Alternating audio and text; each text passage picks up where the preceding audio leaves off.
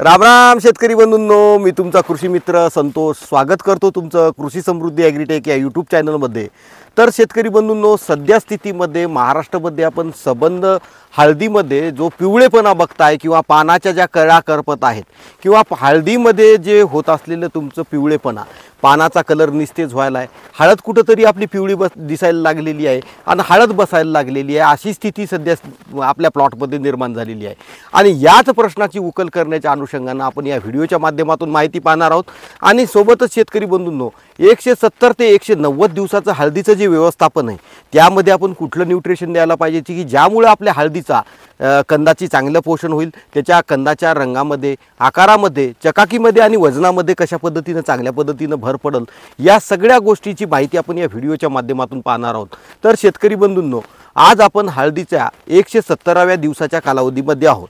तर हळदीचं जे आता जीवनचक्र आहे त्याच्यामध्ये आता हळदीचं जे परिपक्वतेचा कालावधी आता सुरू झालेला आहे। हळदीच्या जीवनचक्रामध्ये जे हळद लागवड आहे, तर लागवडीपासून तर साधारणतः 25 दिवसापर्यंत तिचं जर्मिनेशन होते, 25 दिवसापासून साधारणतः 85 दिवसापर्यंत तिचं व्हेजिटेटिव्ह ग्रोथ होते आणि 85 दिवसापासून साधारणतः तिचं 160 दिवसापर्यंत पूर्णतः तिच्या येण सुटण्याचं काम होतं आणि 160 दिवसापासून तर 270 दिवसापर्यंत शेंगाची वाढ, विकास आणि त्याच्या घडांची साईज वाढणं, त्याच्या रंगामध्ये, चकाकीमध्ये, आकारामध्ये, वजनामध्ये वाढ होणं, ह्या सगळ्या गोष्टी होत असतात शेतकरी बंधूंनो। आणि याच गोष्टीचा विचार करून आपण हळदीच्या योग्य कालावधीचा विचार करून त्यानुसार योग्य न्यूट्रिशनचा निवड करणं आपल्या शेतीमध्ये अत्यंत आवश्यक आहे।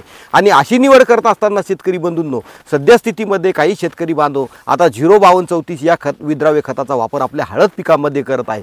पण शेतकरी बंधूंनो, 05234 या खताला आज मार्केटमध्ये तुलनात्मक दर जर बघितले तर दर किती यायले तर 4400, 4500, काही ठिकाणी कंपन्यांच्या रेटनुसार 4800 पर्यंत सुद्धा दर आहेत।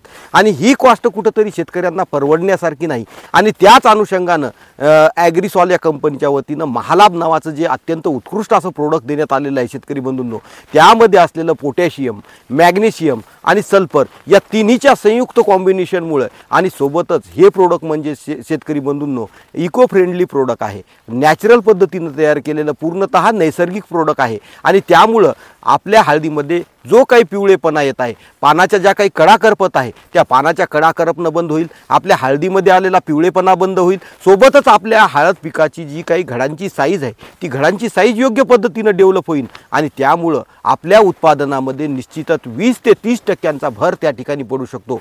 शेतकरी बंधूंनो, महालाभचा वापर आपण साधारणतः 160 दिवसापासून सुरुवात केलेला आहे आणि ही वापर करत असताना शेतकरी बंधूंनो, आपल्याला 05234 हे विद्राव्य खत फक्त आणि फक्त 10 किलो आपल्या शेतामध्ये वापरायचं आहे। आणि त्यासोबतच महालाभ हे खत आपल्याला त्या ठिकाणी 25 किलोचं बॅग आणून शेतकरी बंधूंनो ते 3 ते 4 वेळेस विभागणी करून द्यायचं आहे। 4 वेळेस विभागणी करून देत असताना शेतकरी बंधूंनो, महालाभ सोबत आपण प्रोजीबीजी नावाचं जे झिब्रेलिक ॲसिड आहे, या झिब्रेलिक ॲसिडचा सुद्धा त्या विभागणी करत असताना पहिले 2 डोस 6-6 किलोचे झाल्याच्या नंतर शेतकरी बंधूंनो त्यासोबत वापरायचं प्रोजीब इझी। ही मास्टर की आहे, आपल्या हळद उत्पादनामधली मास्टर की आहे शेतकरी बंधूंनो। प्रोजीबीजी असल्या पद्धतीचं प्रोडक्ट आहे ज्याच्यामध्ये द्राक्ष घडांसाठी वापरलं जातं, त्याच्यानंतर आपल्या केळीमध्ये फळांची साईज वाढवण्यासाठी वापरलं जातं आणि विविध पिकांमध्ये फळांची कीपिंग क्वालिटी साईज वाढवण्यासाठी वापरण्यात येतं। ही 25 ग्राम प्रोजीबीजी या महालाभसोबत वापरा शेतकरी बंधूंनो, हीच आहे खऱ्या उत्पादनाची चाबी आणि ही तुम्ही तुमच्या शेतामध्ये 100% वापरा, 100% गॅरंटेड रिझल्ट तुम्हाला भेटतील। या रिझल्टच्या संदर्भात कमेंट बॉक्समध्ये तुम्ही आम्हाला कमेंट करून शेतकरी बंधूंनो निश्चितच कळवा, कारण की एका शेतकऱ्याचा आशीर्वाद हा आमच्यासाठी जरुरी आहे शेतकरी बंधूंनो। आणि यासाठीच आमचे नवनवीन व्हिडिओ बघा, चॅनलला लाईक करा, सबस्क्राईब करा, बेल आयकॉन दाबा, ज्यामुळे नवनवीन शेती उपयुक्त अशी माहिती तुमच्यापर्यंत भेटेल। जय जवान, जय किसान, धन्यवाद।